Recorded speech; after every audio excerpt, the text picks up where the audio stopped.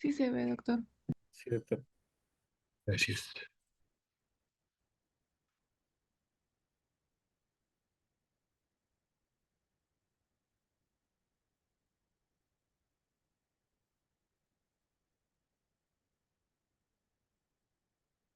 Bien, entonces, filtración, reabsorción y excreción, hemos dicho que condicionan la cantidad de orina que se va a producir y se va a eliminar a través de los riñones. Y esto implica que hay que conocer todavía los dos elementos que nos faltan, ¿no? Si ven este gráfico, la filtración es todo lo que llega del glomérulo hacia el sistema tubular renal, ¿no? El sistema tubular renal que está compuesto, como hemos dicho, por el túbulo contorneo proximal, el asa de Henle en su porción delgada y porción gruesa, el túbulo contorneo distal, el túbulo colector, etc. Entonces, en las distintas porciones tubulares, todo lo que se filtra, ¿ya? Todo lo que se ha llegado a filtrar, agua, electrolitos y otras sustancias, va a ser sometido a procesos de reabsorción, como ven ustedes. Esta reabsorción puede darse desde la luz tubular por espacios que hay entre las células tubulares renales, ya eso se denomina la vía paracelular. ¿Eh? Están transcurriendo sustancias sin atravesar las células, sino el espacio que hay entre las células. También hay un proceso de reabsorción transcelular, es decir, que primero las sustancias del túbulo, es decir, de lo que se ha filtrado hacia dentro de la célula, y luego sale de la célula hacia el intersticio renal y de ahí ingresa hacia los capilares peritubulares, ¿no? O sea, de esa forma se reabsorben todas estas sustancias que están transcurriendo ahí, ¿no?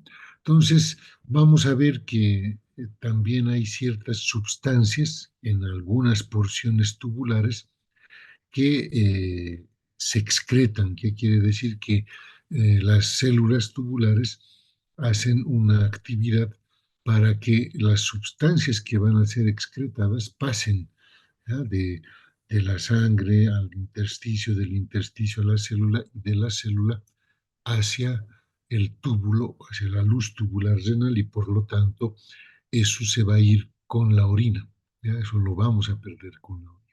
Ahora, hay muchos solutos que utilizan el transporte activo, en una primera instancia el transporte o difusión pasiva de solutos, y luego, fíjense, con bombas como el que utilizan energía, el ATP, que pueden hacer ese paso tanto de la luz tubular hacia la célula y dentro de la célula hacia el intersticio, ¿ya? Y de esa forma se pueden llegar a intercambiar sustancias o transportar en forma conjunta. No se olviden ustedes del transporte activo secundario con el cotransporte y el contratransporte, ¿verdad? El agua transcurre rápidamente por osmosis directamente desde la luz que atraviesa la célula hasta el intersticio renal y de ahí seguramente también va a reingresar hacia la sangre, ¿no? Pero también por vía paracelular. Entonces, los solutos utilizan tanto la vía paracelular, la transcelular por difusión pasiva y la transcelular por transporte activo, ¿no? Entonces, es importante que ahora sí recuerden ustedes todo lo que han aprendido en el capítulo de membrana celular y transporte a través de la membrana celular, porque todo eso se aplica a nivel renal, ¿no? Por eso, fíjense acá, tenemos este esquema otra vez del túbulo renal con sus células, ¿ya? El transporte a nivel transcelular, ¿sí? Primero de la luz a la célula, de la célula al intersticio y del intersticio hacia el capilar. La paracelular, hemos dicho el espacio que hay entre las células, ¿no? Pero aquí, fíjense, vamos a tener la participación de todos los tipos de transporte, el transporte activo primario, porque hay las bombas, ¿no? La ATPasa de sodio y potasio, la ATPasa de hidrógeno, la ATPasa de hidrógeno y potasio y la ATPasa de calcio.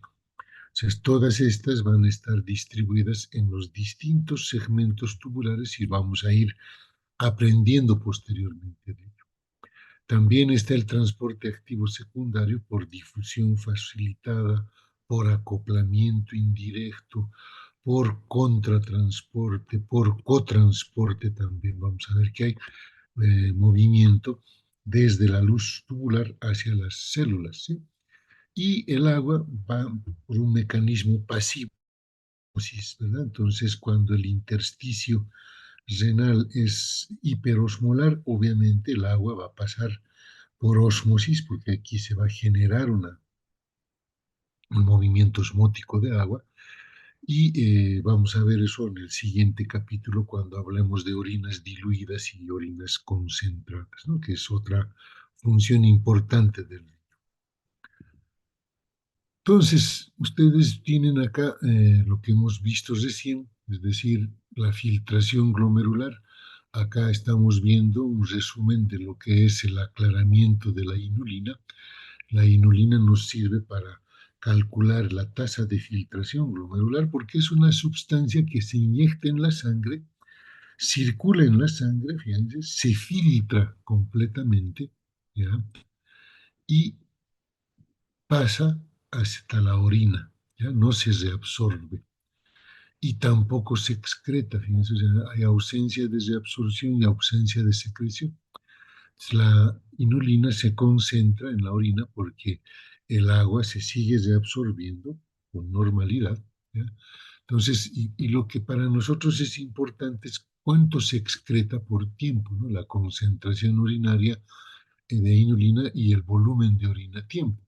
Eso va a significar la cantidad filtrada por tiempo y la versus también la concentración plasmática y el volumen filtrado a tiempo, ¿no? Pues gracias a este aclaramiento, nosotros logramos medir la tasa de filtración glomerular que hemos dicho es de unos 120 ml por minuto, ¿no? Entonces, ¿cómo hemos llegado a establecer esto? A través de un indicador, un colorante que es la inulina, y que la hemos ido detectando en la orina, ¿no? O sea, sabemos la cantidad que se ha inyectado de inulina al paciente y estamos viendo la cantidad que es eliminada en orina.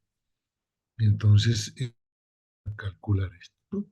Ahora, hay otros aclaramientos menores que se pueden hacer. Por ejemplo, glucosa, aminoácidos, sodio y cloro, fíjense, llegan por la arteriola aferente al glomérulo, se filtran, fíjense, y una gran parte de ellos se reabsorbe, fíjense, no va a llegar a la orina. Fíjense, la cantidad de puntitos rojos acá es mínima y la mayor cantidad de estos puntitos son reabsorbidos primero hacia el intersticio y después hacia la sangre otra vez, ¿no? Entonces, cuando hay filtración más reabsorción, quiere decir que se va a disminuir la excreción de lo que se está midiendo, ¿no?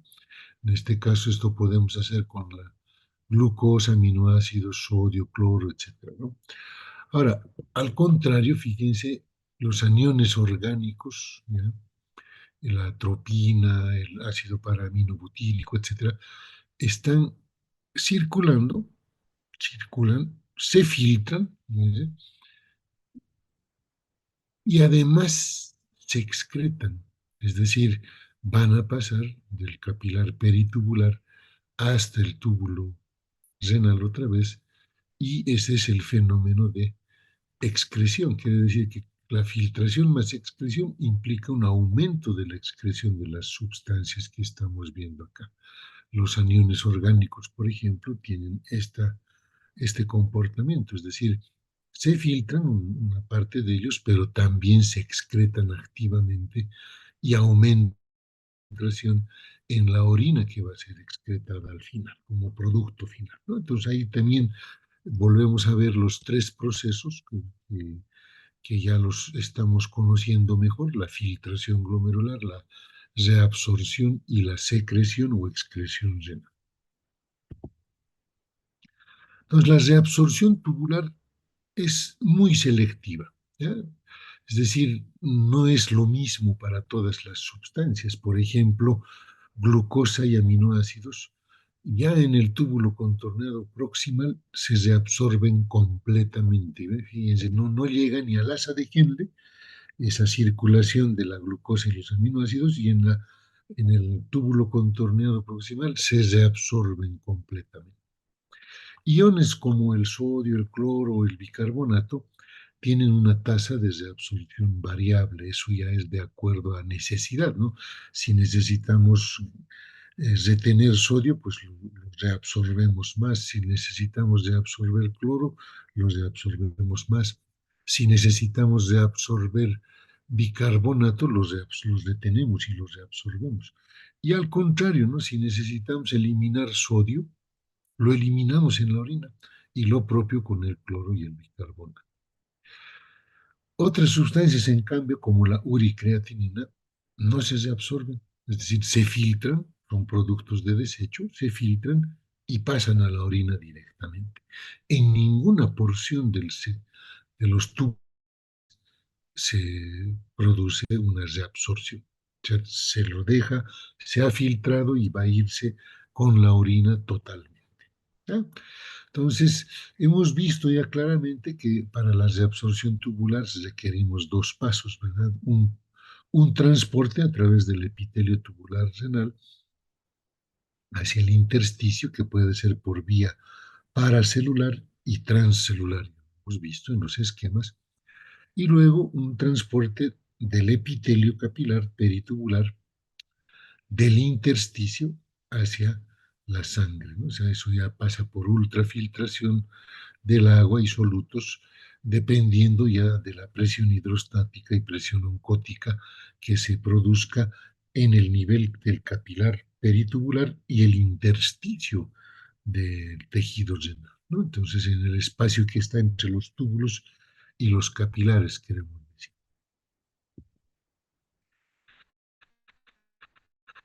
Hablemos de la reabsorción tubular del sodio. Entonces, primero se produce por un transporte activo a través de la ATPasa de sodio y potasio.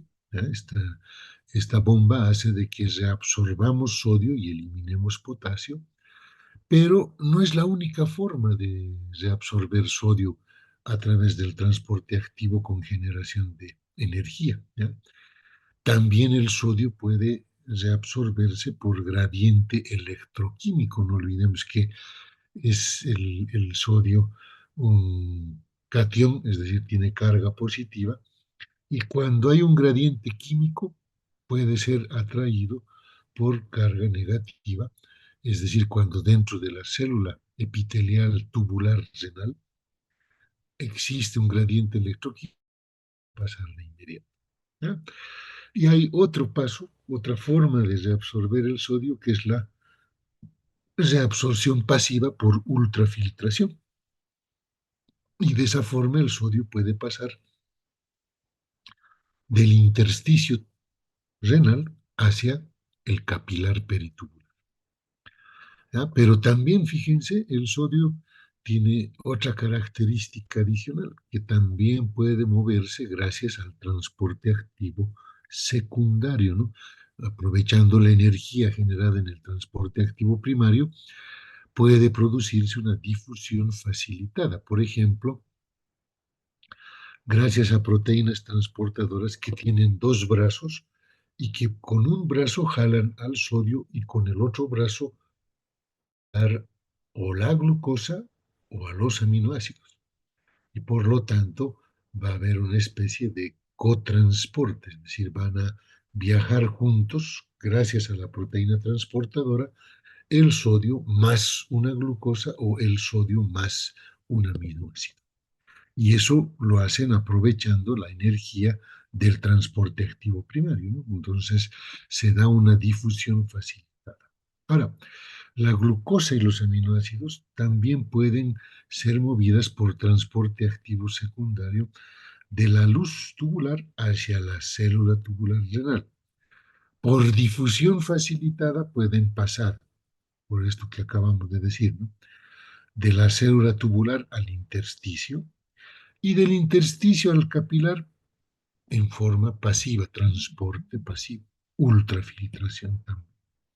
Entonces, esos elementos son los que no nos podemos nosotros olvidar, ¿no? Aquí está el resumen también de esta reabsorción tubular de sodio, y nos fijamos, ahí está la luz tubular, el sodio, que está ingresando ya sea a través de la vía paracelular, fíjense, o está ingresando hacia la célula por la vía transcelular. Hay un transporte activo que intercambia sodio, la bomba de sodio-potasio, fíjense, que saca el sodio de la célula y la promueve que ese sodio vaya hacia el intersticio renal, ¿no?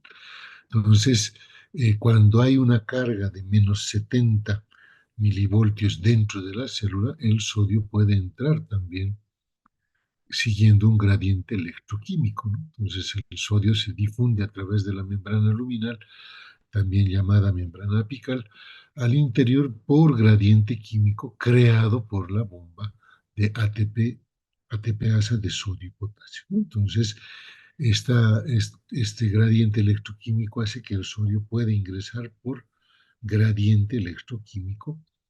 El sodio es transportado a través de la membrana vasolateral contragradiente de electroquímico, fíjense, contragradiente acá por transporte activo por la bomba de ATPasa de sodio y potasio.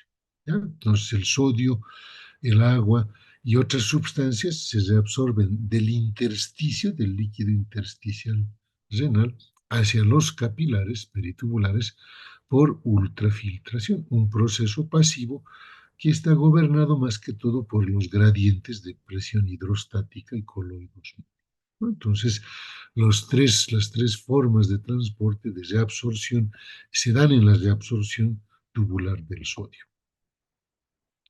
El transporte activo secundario puede darse de varias formas. Fíjense, el transporte es retrógrado a través de el transporte de retrógrado de sodio e hidrógeno, que quiere decir que mientras se reabsorbe un sodio, se excreta o se secreta un hidrógeno, se intercambia, ¿no? Por eso es transporte retrógrado o contratransporte también, que lo denominamos así nosotros, ¿no? El transporte de proteínas tiene su propia forma de hacerlo, ¿no? Primero de la luz tubular a las células tubulares por pinocitosis. Dentro de las células, estas proteínas se degradan hasta la forma de aminoácidos y como aminoácidos se absorben hacia el intersticio, ¿ya? Entonces, ya vamos a ver algunos esquemas al respecto y veremos antecitos esto que quieren ver, ¿no? Entonces, reabsorción de sustancias orgánicas, fíjense acá está el sodio con una proteína que puede ser esta X, puede ser la glucosa, pueden ser aminoácidos, pueden ser fosfato, lactato, sulfato, dicarboxilato, que en forma conjunta con esta proteína de transporte, ambos son cotransportados adentro de la célula y dentro de la célula el sodio puede, fíjense, moverse por transporte activo, ¿no? Hasta el intersticio y hasta el capilar peritubular, ¿no? Cambio, las otras sustancias también por proteínas transportadoras van a pasar al intersticio y luego hacia el capilar, ¿no? Entonces, hay un importe luminal de sodio y un transporte con transportador pasivo para la glucosa, aminoácidos y las otras sustancias, ¿no? Entonces, eso nos muestra esa situación. Ahora, hemos dicho que la albúmina y otras proteínas, fíjense, son reabsorbidas a través del borde en cepillo de las células, ¿ya?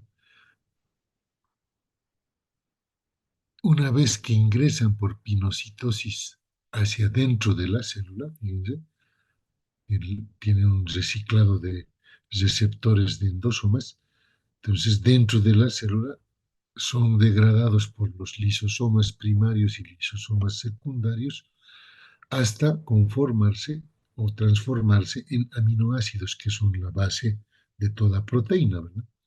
dependiendo de la cantidad de aminoácidos que tenga cada proteína, y en forma de aminoácidos se van a reabsorber hacia el intersticio y hacia la sangre, hacia el capilar peritubular.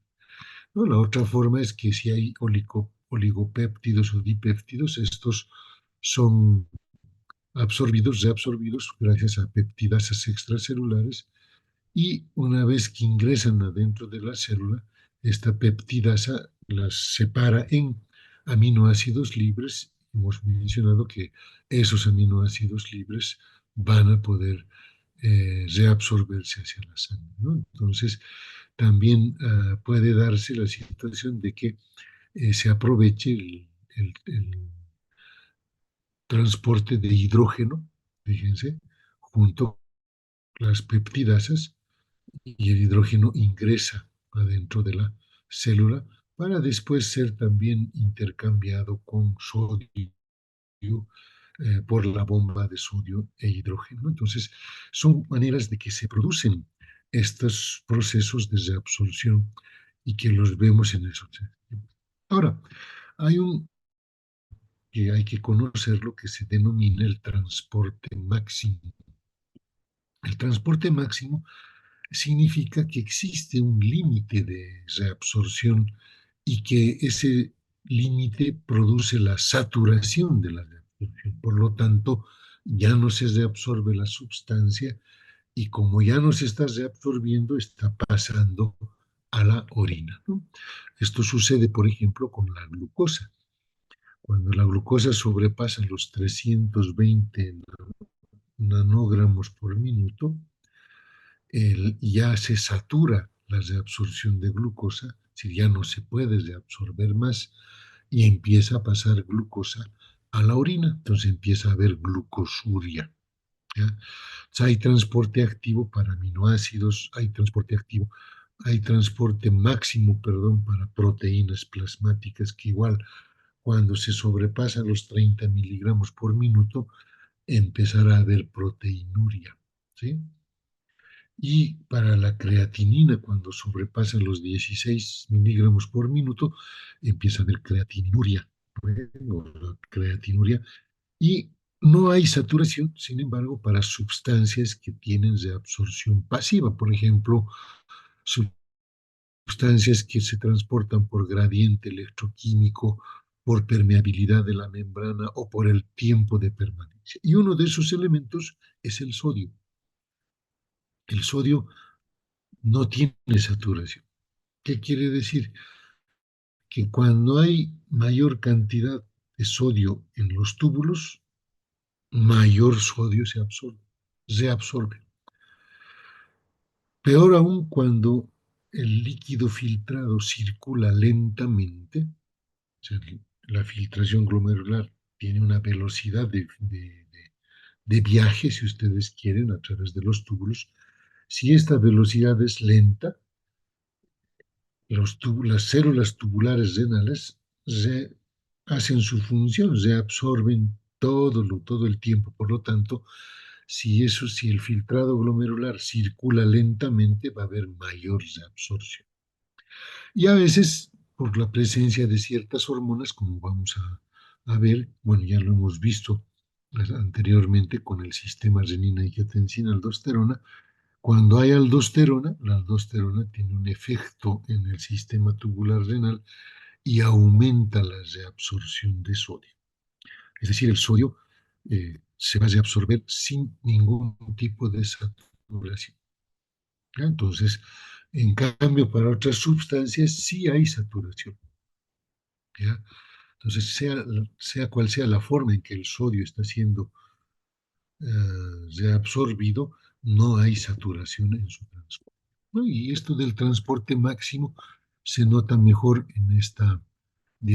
en donde nosotros vemos la concentración plasmática de glucosa en miligramos por ciento, como nos informa el laboratorio, y la carga de glucosa filtrada, su reabsorción o su excreción, ¿no? Entonces, cuando hay un valor normal de glicemia, ¿ya? De 100 miligramos por ciento o por 100 ml, pues fíjense que eh, se va reabsorbiendo completamente y la carga filtrada eh, totalmente se reabsorbe. Pero si se sobrepasa el umbral de 200 miligramos por decilitro, ¿ya?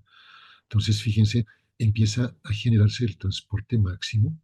Si la cantidad de glicemia, concentración plasmática de glucosa, es mayor todavía, fíjense, se llega a un tope de transporte máximo y la capacidad de reabsorción llega a un tope. Entonces, una vez que llegas a ese tope, todo el resto se excreta, ¿no? Y está la glucosa tiene un transporte máximo de 375 miligramos por minuto, los fosfatos 0,1 nanomoles por minuto, sulfato lo propio, aminoácidos, urato, lactato, proteínas, fíjense, 30 miligramos por minuto. Entonces, transportes máximos para sustancias que se secretan de forma activa puede ser la creatinina y el ácido paraamino hipúrico, 16 miligramos por minuto para la creatinina y 80 para el ácido paraamino, ¿no? Entonces, transporte máximo implica que la capacidad de reabsorción de las células tubulares renales ha sido saturada, ha sido sobrepasada y por lo tanto ya no puede reabsorber. Ya no puede reabsorber y empieza a pasar esa sustancia a la orina, ¿no? Se empieza a eliminar con la orina. De ahí viene después la glucosuria, la proteinuria, ¿no? Cuando ya estas sustancias han sobrepasado su transporte máximo y empiezan a aparecer en gran cantidad en la orina. Otra forma de reabsorción que puede darse a nivel renal es a través del acoplamiento. ¿Ya? ¿Qué significa el acoplamiento? Que lo que sucede con la reabsorción, por ejemplo, del sodio, puede acoplarse con la reabsorción de agua, cloro y urea. ¿En qué sentido? Fíjense en la diapositiva, ¿no? Se reabsorbe sodio y ese sodio además se lleva agua, ¿no? O sea, arrastra agua consigo. Y esa reabsorción de sodio, dice, aumenta el potencial negativo en la luz tubular. Como el sodio es positivo y se está reabsorbiendo adentro de la célula, el potencial dentro de la luz tubular se hace más negativo.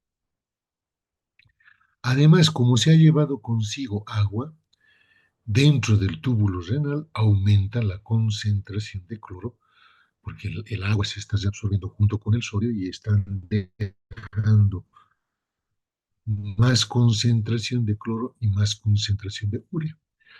En ese momento, el cloro, por el aumento de potencial negativo luminal, el cloro es negativo, se reabsorbe pasivamente. Y lo propio sucede con la urea, que hay una reabsorción pasiva de la urea. ¿Qué quiere decir esto? Que aquí hay un acoplamiento. ¿Qué significa eso? Que cada vez que se reabsorbe sodio, se va a reabsorber agua, se va a reabsorber cloro y se va a reabsorber urea. Entonces hemos visto hace rato que el sodio se reabsorbe por todo tipo de mecanismos, por todos los mecanismos posibles. Entonces es bueno entender de que cada vez que el sodio se reabsorbe, está condicionando la reabsorción de agua por ósmosis y la de cloro y urea por aumento de concentración en la luz tubular. Y el cloro se añade inclusive el potencial negativo incrementado que ha dejado ese sodio reabsorbido dentro de la luz tubular y que repele al cloro, que también es negativo, y se promueve esa reabsorción pasiva de cloro para disminuir el potencial de negatividad luminal. ¿Ya? Entonces, hay acoplamiento, que quiere decir que mientras sucede un fenómeno de reabsorción, también se estimulan otros fenómenos de reabsorción pasiva. Ahora sí, vamos a ir viendo lo que sucede con los distintos segmentos tubulares renales, ¿no? Vamos a empezar por el túbulo contorneado proximal. El túbulo contorneado proximal tiene, primero que nada, para resaltar, unas características celulares importantes. Son células grandes, tienen un gran número de mitocondrias. Eso quiere decir que va a disponer de mucha energía, mayor cantidad de ATP. Tiene un borde hacia el lumen tubular en cepillo extenso, cepillo, y hay bastantes extensiones. Eso amplía la superficie de reabsorción. Eso también lo vamos a ver en intestino cuando estemos llevando fisiología intestinal, ¿verdad? Las células intestinales tienen también borde en cepillo y su función es ampliar la superficie de reabsorción. Porque si solamente fuera plano, digamos, esa célula, la superficie de reabsorción sería nada más ese plano. Pero como estos hacen digitaciones, como cepillo, ¿sí? Entonces, ahorita vamos a ver ese esquema. El, se amplía la superficie de absorción. Tienen una gran cantidad de proteínas transportadoras, tienen un amplio laberinto de túbulos intracelulares y túbulos basales. O sea, las células del túbulo contorneado proximal están preparadas para una función de reabsorción fuerte. ¿Ya? Por eso es que en, en esta porción del túbulo contorneado proximal prácticamente se reabsorbe el 65% del sodio, cloro, bicarbonato y potasio filtrado. Se reabsorbe toda la glucosa y los aminoácidos filtrados. ¿Ya? Hay también una función de excreción, porque aquí se excretan ácidos y bases orgánicas como las sales biliares, los oxalatos, los uratos y las catecolaminas, medicamentos, y se excreta hidrógeno a la luz tubular, o sea, se puede eliminar hidrógeno en el túbulo contorneado proximal. Sin embargo, de toda esta actividad tan fuerte que ha hecho estas células del túbulo contorneado proximal, la concentración de solutos conserva una osmolaridad normal.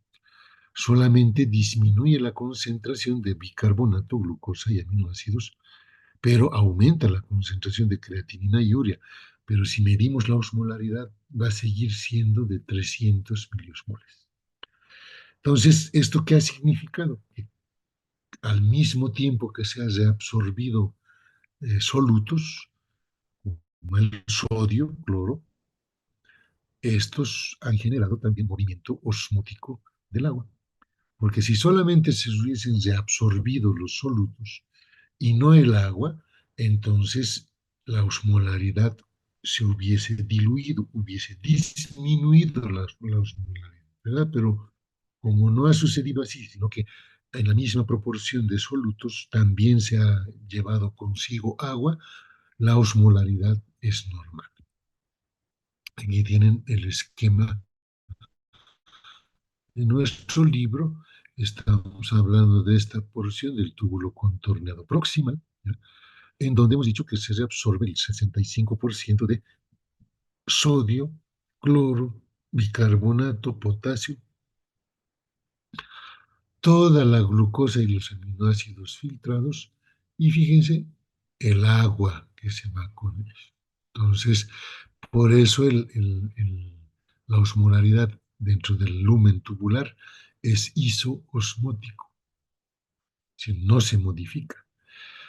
¿Qué se excreta en esta porción? Se excreta, hemos dicho, hidrógeno, ácidos orgánicos y bases orgánicas. Entonces, la ultraestructura celular, fíjense el borde en cepillo, fíjense las mitocondrias presentes que se ven, ¿sí? La característica del transporte primario en el túbulo proximal.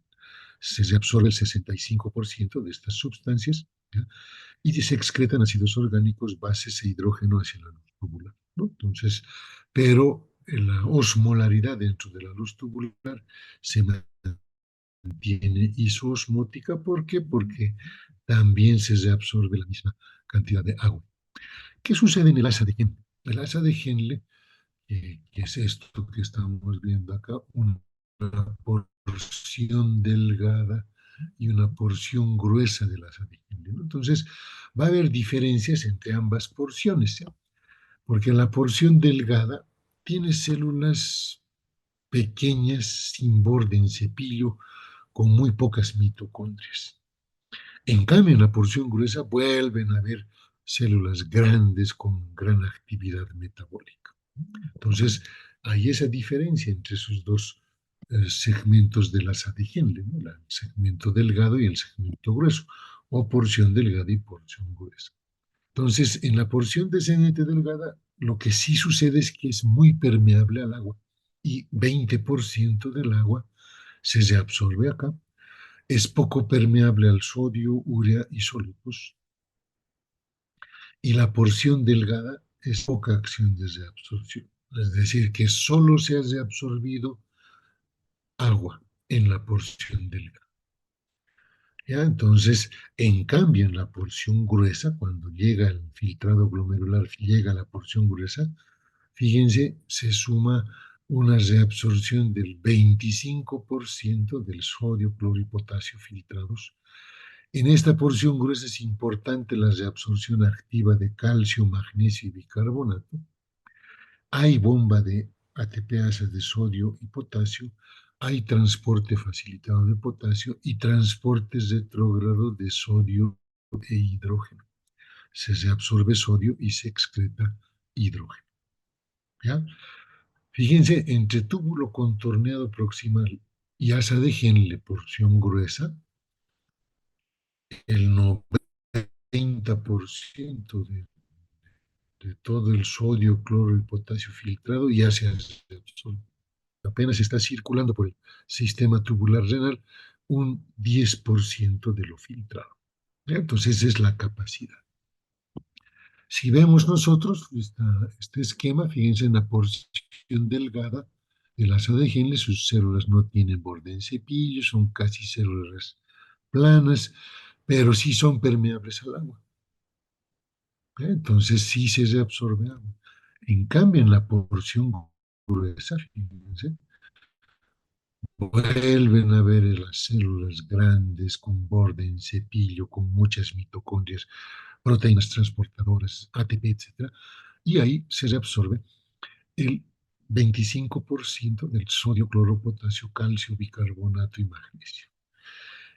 A diferencia de hace rato, fíjense, el, lo que ha quedado dentro del sistema tubular se hace acá hipoosmótico, está diluido.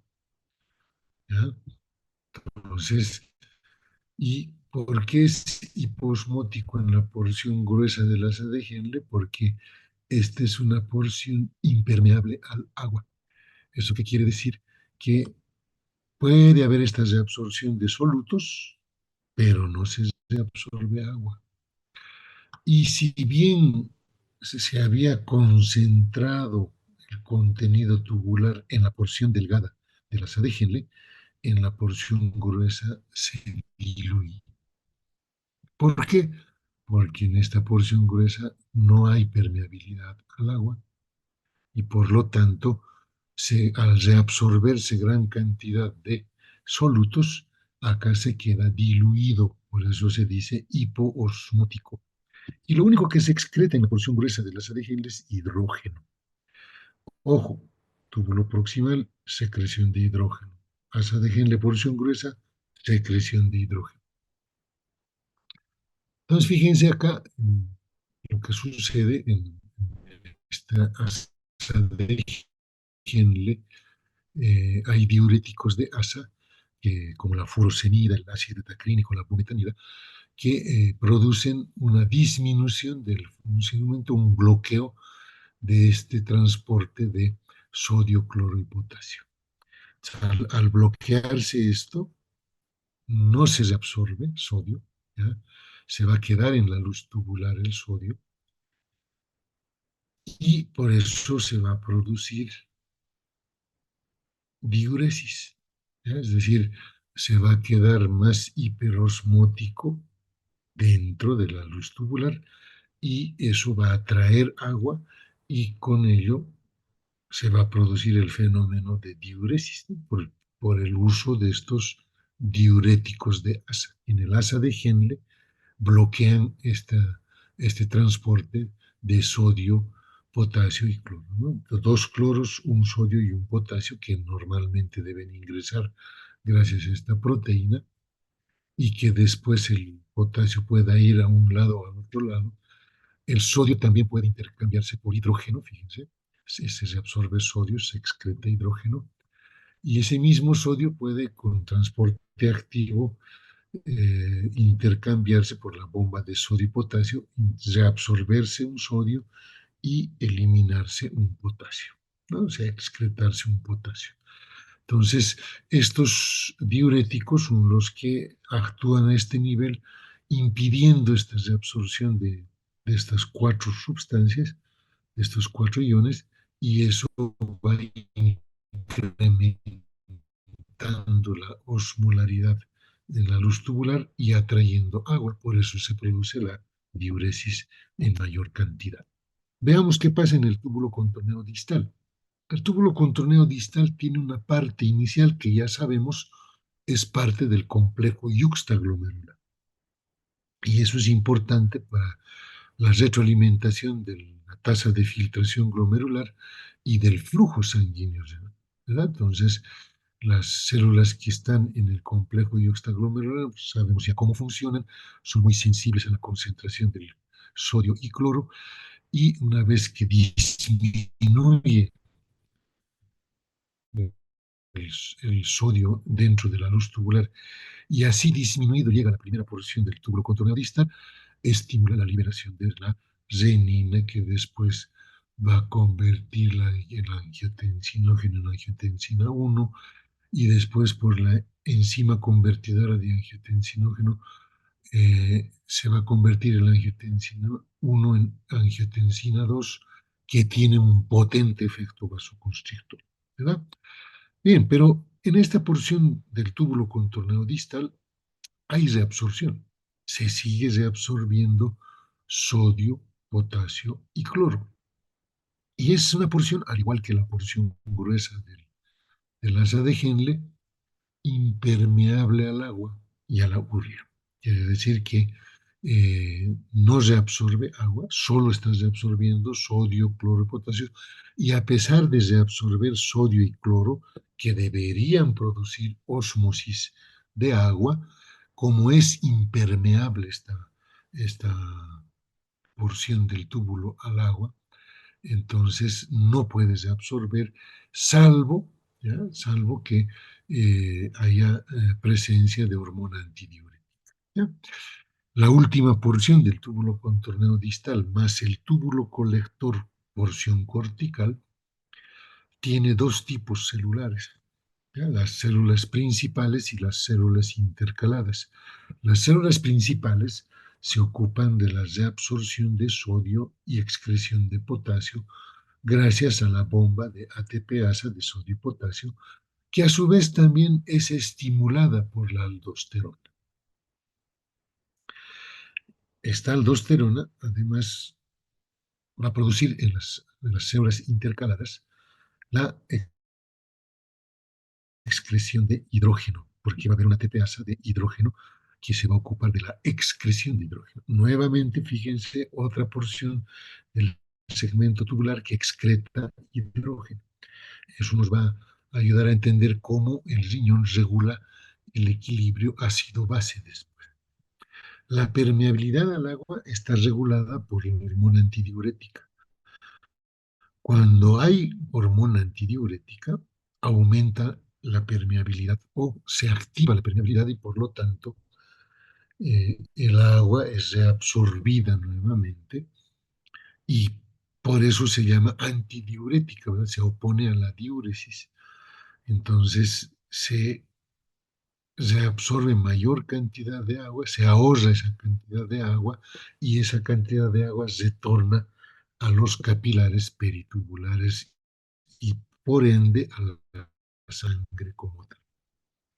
Entonces ya vamos a entender por qué, cuándo se estimula hormona antidiurética, ¿no? En qué situaciones es necesario que esa permeabilidad al agua se incremente y se produzcan las famosas orinas concentradas, quiere decir, hay eliminación de orina hiperosmolar. ¿Por qué? Porque la presencia de hormona antidiurética ha hecho que estas porciones tubulares renales sean permeables al agua y se esté ahorrando agua y no se esté eliminando en una orina diluida, sino se esté eliminando orinas concentradas. Bien, entonces la primera porción del túbulo distal hemos dicho que solamente se absorbe sodio, cloro, calcio, magnesio, ¿ya? No se absorbe agua, es impermeable al agua, hemos dicho. Y la última parte del túbulo colector, del túbulo distal, túbulo contorneo distal y el conducto colector, porción cortical, tiene dos tipos celulares que aquí los ven claramente, ¿no? Estas células más claritas, las células principales, que se ocupan de la reabsorción de sodio y cloro y lo intercambian por potasio, ¿ya? Y estas células intercaladas, fíjense, que también reabsorben potasio bicarbonato, pero que excretan hidrógeno, ¿no? Y la reabsorción de agua está mediada por la hormona antidiurética. Normalmente no es permeable, pero cuando hay hormona antidiurética se hace permeable al agua, ¿ya? Entonces, en el túbulo contorneo distal actúan los famosos diuréticos tiacídicos, fíjense. Entonces, y nuevamente estos diuréticos tiacídicos bloquean en el túbulo contorneo distal esta proteína, ¿ya? El mecanismo de transporte del cloruro de sodio, se transportan hacia la célula por un cotransportador. Este es el cotransportador de sodio y cloro. Este cotransportador es inhibido por los diuréticos tiacídicos, ¿ya? Y el sodio es bombeado fuera de la célula luego por una ATPasa de sodio-potasio y el cloro puede difundir a través de los canales de cloro. Perdón un ratito, voy a desenchufar.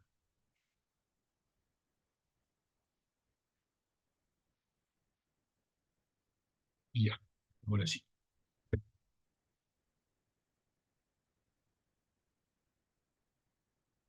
Esta es primera porción del túbulo contornadista. ¿Qué sucede en la porción final del túbulo colector? Y el conducto, túbulo contornado distal, ¿no? Ahí fíjense, tenemos antagonistas de la aldosterona. La aldosterona con las células principales producían la reabsorción de sodio intercambiándolo por potasio.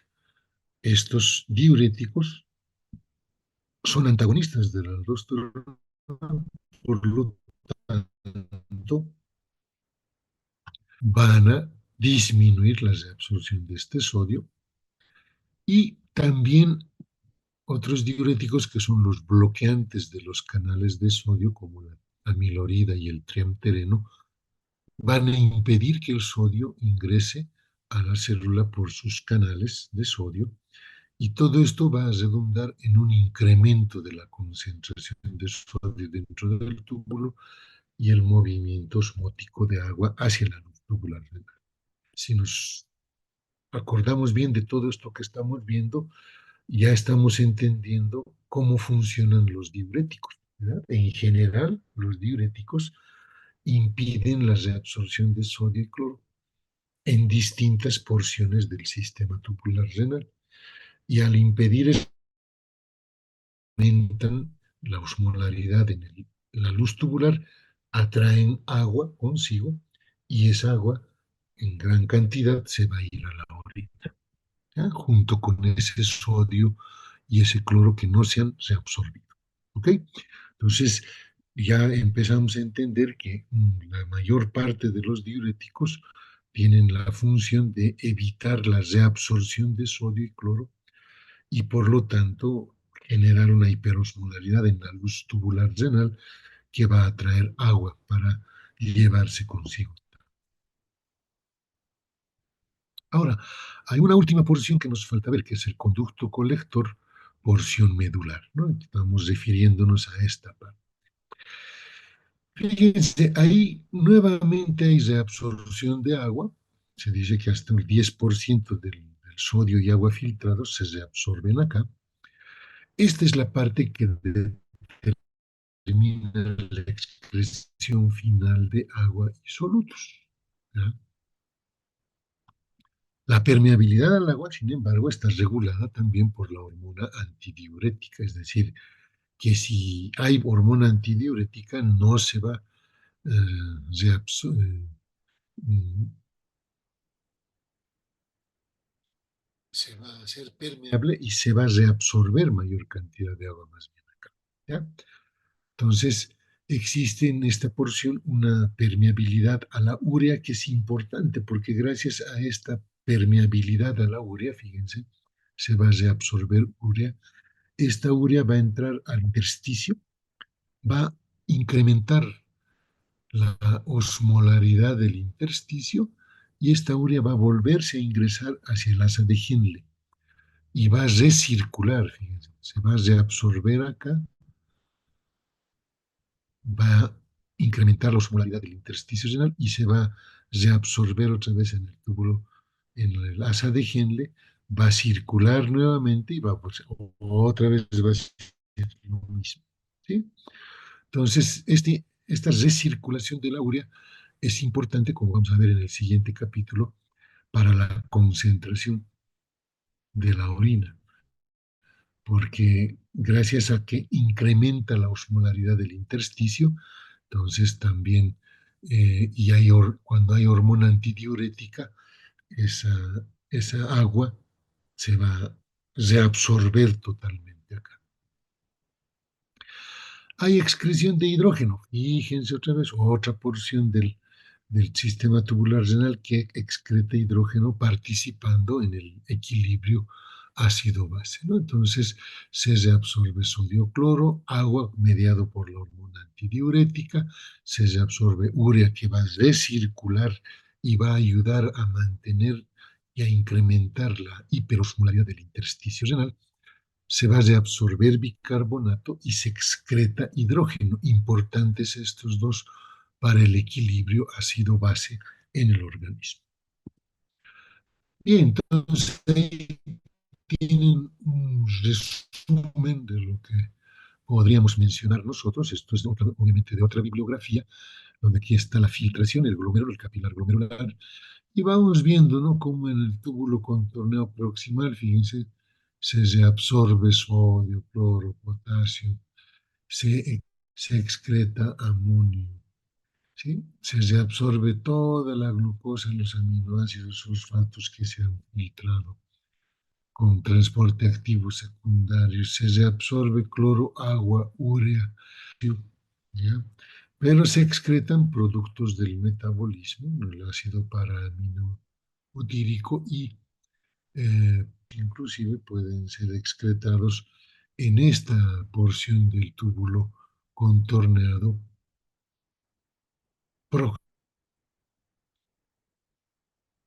Viene el asa de Henle, porción delgada, solamente hay reabsorción de agua, hemos dicho acá. Y cuando llegamos a la porción gruesa, fíjense otra vez, sodio, cloro se reabsorbe, calcio, magnesio se reabsorbe, pero esta porción es impermeable al agua. No está regulada por la hormona antidiurética. Esta porción es la porción de dilución de la sadígena, quiere decir que como no se reabsorbe agua, todo lo que aquí llega se va a diluir, ¿ya? Se va a diluir y en vez de ser 300 miliosmoles, pues va a llegar a ser hasta 100 miliosmoles. Acá es un líquido hipoosmótico. Túbulo contorneado cristal, primera porción, eso es sistema, hemos dicho, renina, angiotensina, aldosterona, y fíjense, hay un transporte activo de sodio-cloro, pero esto es impermeable al agua, mediado por hormona antidiurética, ¿no? Hay excreción de potasio hay reabsorción de sodio, se absorbe cloro y agua si es que hay hormona antidiurética, se reabsorbe potasio. Y en la última porción del túbulo colector, porción medular, se excreta hidrógeno, se reabsorbe sodio, se reabsorbe cloro y la urea que hemos dicho que se reabsorbe y va a recircular, va a aumentar la hiperosmolaridad del intersticio y va a volver a reabsorberse hacia la asa de Henle y va a volver a circular y otra vez va a ser esa recirculación de la urea. En lo que respecta a agua, fíjense en túbulo contorneado proximal, 65%. En la porción delgada del asa de Henle, aquí nos dice 10%. Toda esta porción con rojo que ven ustedes acá de la porción gruesa del asa de Henle y la última porción ascendente delgada es impermeable al agua. Por eso se habla de este es el segmento de dilución, ¿verdad? Porque como no se reabsorbe agua, pero se reabsorben solutos, acá queda hipoosmolar el contenido, ¿verdad?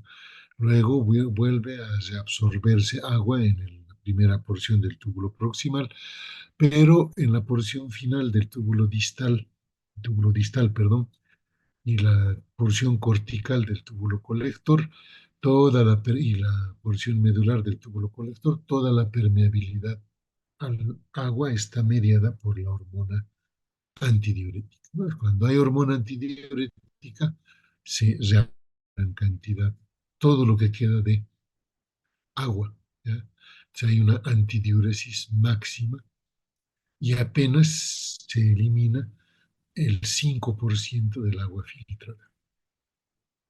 ¿Ya? Entonces, es una orina concentrada eh, y, y hay tres mecanismos que van a contribuir a esa concentración de orina, ¿no? Entonces, ahorita ya nos damos cuenta de uno de ellos. Para producir orina concentrada tiene que haber hormona antidiurética. Eso es importantísimo. Si no hay hormona antidiurética, no podemos concentrar orina. Segundo, la recirculación de la urea, que hace hiperosmolar el intersticio. Entonces es un segundo factor que promueve concentración. Y tercero, estos vasos rectos que se relacionan con las asas de Henle profundas en la parte medular del riñón son los que también mantienen la hiperosmolaridad del intersticio y por lo tanto contribuyen a la concentración del agua. Entonces ya hemos adelantado algo del siguiente. Y acá tienen un resumen de lo que puede suceder. Vamos a mover esto un ratito. Con la concentración de diferentes solutos en los diferentes segmentos tubulares en relación con el plasma. Cuando, por ejemplo, en el túbulo proximal, pese a que hay gran reabsorción de sodio, cloro, potasio, fíjense, el valor es 1. Quiere decir que en la misma concentración en el túbulo proximal que en el plasma sanguíneo. En cambio, glucosa, proteínas, aminoácidos que son reabsorbidos fuertemente caen, son menos de 1 su valor, ¿no? Entonces aquí hay mucha menos cantidad que en el plasma, ¿ya? Y algunas otras que aumentan su concentración comparados con el plasma, ¿no? Por ejemplo, urea, creatinina, inulina, ácido paramino butírico, están en concentraciones mayores porque acá se están, eh, digamos, en estas porciones cambiando la concentración, ¿no? Entonces, lo que sucede con el bicarbonato. Fíjense, en el asa de Henle es distinto, en el túbulo distal empieza a dispararse lo que es el potasio, en el conducto colector hay excreción de estas sustancias y por lo tanto pues, la concentración en el túbulo renal va a ser mucho mayor que en el plasma. Cuando hay más reabsorción, la concentración va a ser mucho menor que en el plasma, ¿no? Entonces, eso es lo que indican este gráfico con los distintos colores que vemos ahí. Bien, la presión arterial tiene un efecto en esto de la filtración de absorción y excreción. Cada vez que aumenta la presión arterial, se incrementa la excreción renal de sodio y eso se denomina natriuresis por presión. O sea, mayor presión arterial, mayor presión hidrostática capilar, mayor presión hidrostática intersticial y difusión del sodio hacia la luz tubular. Entonces, ese incremento de la presión arterial también disminuye la angiotensina 2, por lo tanto va a haber menos reabsorción de agua. Entonces, ambos fenómenos, el aumento de la presión arterial y la disminución de la angiotensina 2, ¿no? Entonces se estimula la secreción de aldosterona y se reabsorbe sodio y se excreta, se intercambia por potasio, ¿no? Entonces, eh, el efecto de la presión arterial y la angiotensina 2 también se suma al de la aldosterona, ¿no? Cuando aumenta la concentración de angiotensina 2, se estimula la liberación de aldosterona. Entonces, eso para compensar la natriuresis por presión, porque la natriuresis por presión te regula la presión arterial elevada, que se ha elevado en un momento, pero estás perdiendo sodio. Entonces, una vez que ya está regulado, se tiene que estimular la aldosterona para reabsorber sodio y nuevamente equilibrar, digamos, la presión arterial. Y la regulación hormonal, que es lo último que ya estamos viendo en este capítulo, la aldosterona ya sabemos que es estimulada por la angiotensina 2, actúa sobre las células principales de los túbulos colectores corticales y del túbulo contorneo distal, la última porción,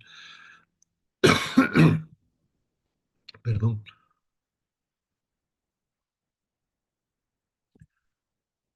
Esta aldosterona hace que estas células principales aumenten la reabsorción de sodio y lo intercambien por potasio. Estimulan la bomba de sodio y potasio y el efecto es un aumento de la permeabilidad al sodio, ¿no? La angiotensina 2 también tiene un efecto de aumentar la reabsorción de sodio y agua y a su vez estimular la secreción de aldosterona que va a incrementar todavía la reabsorción de sodio. Y la angiotensina 2 es un vasoconstrictor potente, también va a producir vasoconstricción de las arteriolas eferentes y eso va a disminuir el flujo sanguíneo para el tejido renal y ya sabemos lo que ocurre con el sistema renina-angiotensina-aldosterona. La hormona antidiurética es importante, hemos dicho, para las orinas concentradas, aumenta la reabsorción de agua, aumenta la permeabilidad al agua en el túbulo distal y en los túbulos colectores, útil para la producción de orina concentrada, reiteramos, porque cuando disminuye, cuando no hay hormona antidiurética, más bien el riñón tiende a producir orinas diluidas. El péptido auricular natriurético, cada vez que aumenta el volumen sanguíneo, aumenta el péptido auricular natriurético que va a disminuir la reabsorción de sodio y agua en el túbulo colector. Este péptido auricular, ¿dónde se estimula? Por el abombamiento que produce el volumen sanguíneo a nivel auricular. Entonces, es, este péptido se activa por ello y su efecto es producir natriuresis en el túbulo colector. Ahora, la hormona paratiroidea también participa, porque hemos visto que participa en la reabsorción de calcio en el asa de Henle, en el túbulo distal, inhibe la reabsorción de fosfatos en el túbulo proximal y estimula la reabsorción de magnesio en el asa de Henle. Cuando hay hormona paratiroidea, se implementan estos procesos. Y la estimulación simpática, ¿no? Que produciendo la vasoconstricción va a disminuir la excreción de sodio y agua, va a producir una mayor reabsorción de sodio proximal y en la asa de Henle, y puede aumentar la liberación de renina, que a su vez va a estimular el sistema renina-angiotensina-aldosterona también. Ahí tienen un resumen de la regulación hormonal, la aldosterona, túbulo y conducto colector, aumentan de absorción de sodio, cloro y agua, aumentan excreción de potasio. Angiotensina 2 actúa en el túbulo proximal. Asa de Henle, porción gruesa, túbulo distal y túbulo colector, aumentando la refracción de agua, de sodio, cloro y agua y la excreción de hidrógeno. La hormona antidiurética en el túbulo distal, túbulo conducto colector, aumenta la reabsorción de agua. El péptido auricular actúa en el túbulo distal y túbulo conducto colector, disminuyendo la reabsorción de sodio y cloro. Y la hormona paratiroidea en el túbulo proximal, porción gruesa del asa de Henle, túbulo distal, disminuyendo la reabsorción de fosfato, pero aumentando la reabsorción de calcio, ¿no? Entonces, y magnesio más inclusive. Entonces, es un resumen de todo lo que sucede en cuanto a los procesos de reabsorción y excreción renal. Entonces, si tienen alguna consulta, pues estamos a su disposición. En la presentación está en el Classroom también disponible para ustedes, para, si quieren repasarla.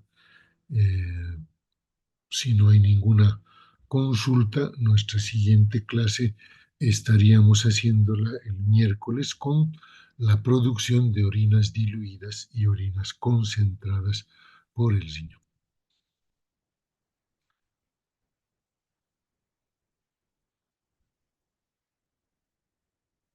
Bien, entonces, como no hay consultas, pues nos damos por concluida esta clase. Nos vemos el día miércoles a las 7 menos cuarto.